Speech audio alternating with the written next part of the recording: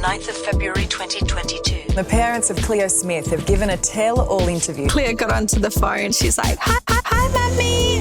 From news.com.au. I'm Andrew Bucklow, and I've got news for you.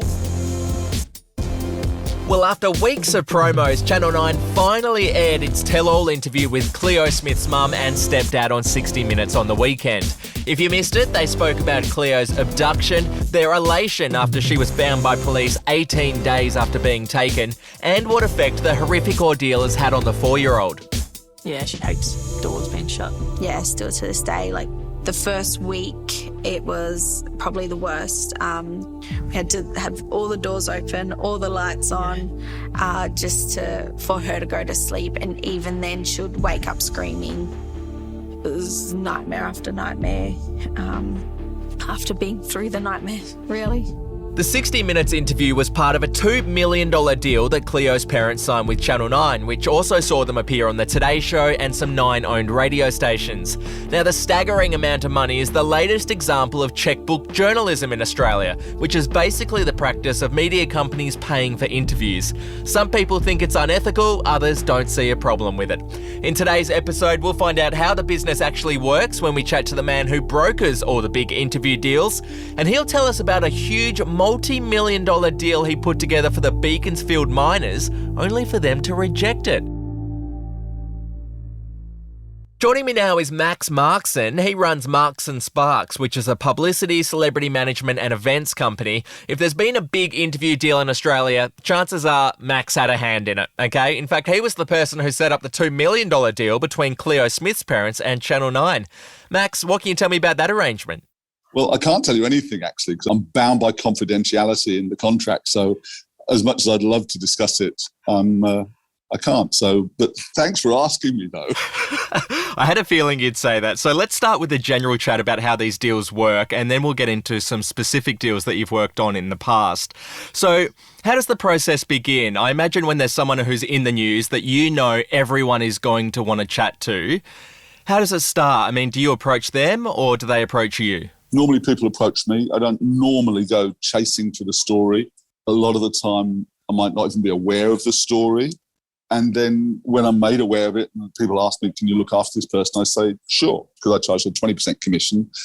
And if it's a decent story, it might be worth 100 grand. I know I'm on 20 grand. If it's just a story, nowadays there's not as much money as there used to be. It might just be $1,000 for a magazine story, but I'm still earning $200. But I just love doing the deal. I love doing stories. Like the journalists chase the news, so, I love a news story and I love seeing it in print or seeing it on TV I really enjoy that. Let's talk about when someone has said, all right, Max, we're going to get you to negotiate a deal on our behalf. How do you go about shopping it around? How does that process begin? Phone up, ring Channel 9, Channel 7. Traditionally, it was 9 and 7 were spending the money. And you had 60 Minutes, Current Affair, Channel 7 had Today Tonight. But then they had a show called Sunday Night. Now they've got a show called Spotlight. And then the other calls that would be Women's Day, New Idea, Women's Weekly. But again, the magazines just do not have the same money that they used to have. I mean, the magazines, so a magazine like Women's Day had $50 million in advertising coming in each year. The whole company, including New Idea, Pacific Publications and Bauer Media, got sold for like 40 million, I think, last year. It's sad. The magazine do not make the same money and have the same amount of money to spend on stories. But they still do spend money on stories, but it's nowhere near what it used to be. So will you go into those phone calls with a figure in mind and go, all right, I reckon this is worth $1 million, pick up the phone to Channel 7 and go, what's your best offer? And then pick up the phone to Channel 9. Is that basically how it works? Yeah, in the old days, John Westergaard at 60 Minutes used to say to me, go and see what we can get elsewhere and I'll top it. If they wanted a story, if they don't want a story, so we're not interested.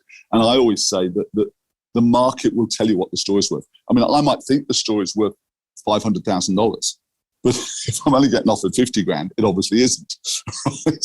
Because there's always an auction going on. And I just pick the phone up and talk to the people I need to talk to see if there's interest.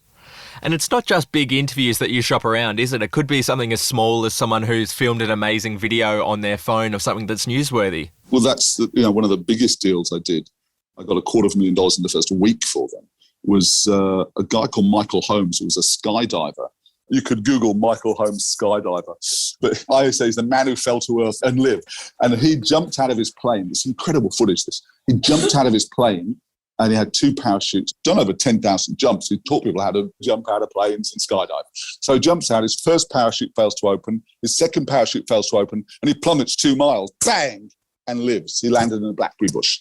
And he's got his GoPro on his helmet, so it's filming it all. His mates in the plane jumps out when he sees he's in distress, squirreling around in circles. So he's got his GoPro. So I've got a 2-camera shoot of a guy who should have died.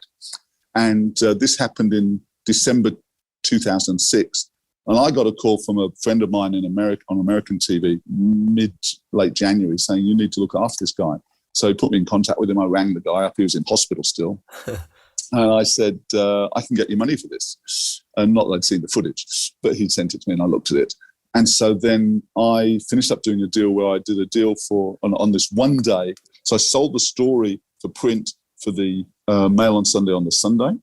On the Monday, and we'd filmed all this about a week or so before in Lake Taupo. I'd flown in crews from all over the world. On the Monday at 7 o'clock at night, it started going to air on TV in New Zealand, their story. At 6:30, it started going to air on Kona Fair in Australia. From 12 noon, it started to go on air in both South Africa and on ITN in England. And at 7 o'clock in the morning, we're all sitting at the NBC Today Show studio in New York. Within an hour of it going to air on the Today Show, done another deal globally for usage of the footage to Associated Press worldwide, except for I geo-blocked out for them America, Australia, New Zealand and England. I did a separate deal for the Daily Mail's website for usage for a week. I think I got about 30 or 40 grand. I did a separate deal then with CNN to do a story and another TV show in America. And I picked up about $250,000 from that week. But to this day, like some 15 years later or 40 years later, we're still selling that footage and licensing it to various companies around the world. Now, some of the people you've worked with have been convicted of crimes, or in Cleo Smith's case, you know, they're very young people who don't really know what's going on. And some people think it's unethical that media companies are willing to pay big bucks for exclusive interviews. How do you feel about that? Look, it's quite common in the UK for people to pay the magazines and newspapers, and still to this day in the UK, to pay money for stories. And it's a way of getting exclusive. So I see nothing wrong with that. In terms of the ethical side of it, they can either give it away and get nothing for it, right? And they get bombarded with 1 million media requests, or you do an exclusive and you get a chunk of money.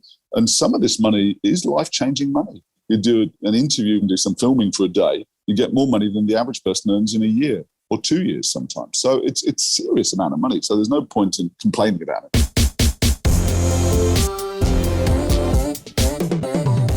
Well, as I said earlier, Max Markson has worked on some of the biggest interview deals in Australian history. Now, remember the Beaconsfield mine disaster in Tasmania back in 2006? Miners Todd Russell and Brant Webb were trapped almost a kilometre underground for 2 weeks before walking away uninjured. They eventually signed a multi-million-dollar interview deal with Channel 9 and told their story to Tracy Grimshaw. What was it like the first time you stood? Yeah, it was like jelly. But we didn't tell the paramedics that. No. Here they come. There it is. They're back. Oh my goodness, look at that. Okay, Max, you didn't sign that deal with Channel 9, but you almost got the miners to agree to a different offer from Channel 7. Tell me what happened. So I got a phone call from the late Richard Carlton, who was down there covering it for 60 Minutes, and he died that week, saying, you should be down here doing this. And obviously I wasn't.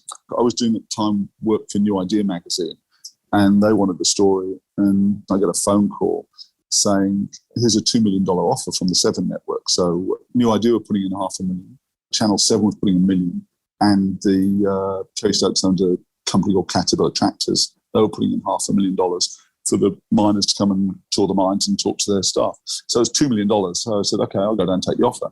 And I'd had a call from somebody in the family of the miners saying, would you be interested in looking after it? I said, sure. But since I had $2 million being offered, I thought, I'll go down. So I flew down there, went to have a meeting with them, and there was 2 other people also pitching for the story, as it were. And they said to me, would I waive my commission on the first $2 million? I said, no, I'd do a deal on it, but I'm not waiving it. And I think that cost me the deal with the miners, unfortunately. So they went with Channel 9. Do you know how much the deal was with Channel 9 that they signed? I don't, but I would imagine it was about 2.7 million as my gut feeling and what I've sort of heard, but I don't know that for certain. In 2013, you arranged some interviews with Conrad Murray. Now, he was Michael Jackson's doctor who was charged with involuntary manslaughter for giving the singer a lethal dose of propofol. The judge in the Michael Jackson case sentenced Dr. Conrad Murray to 4 years behind bars for his role in Jackson's death and blasted him as a disgrace to medicine. How did that come about? How did you get in touch with him? Again, I got a phone call. Would I like to look after him? It was a friend of his. And so I said, sure. And I spoke to him on the phone. And to this day, I've not met him, but I still represent him. I did some deals from then, did a deal, I think, with the Daily Mail, or Mail on Sunday in the UK. He wrote a book about 2 or 3 years later. So I sold that to the Daily Mirror. I had like 5 days of stories in the front page of the Daily Mirror in England.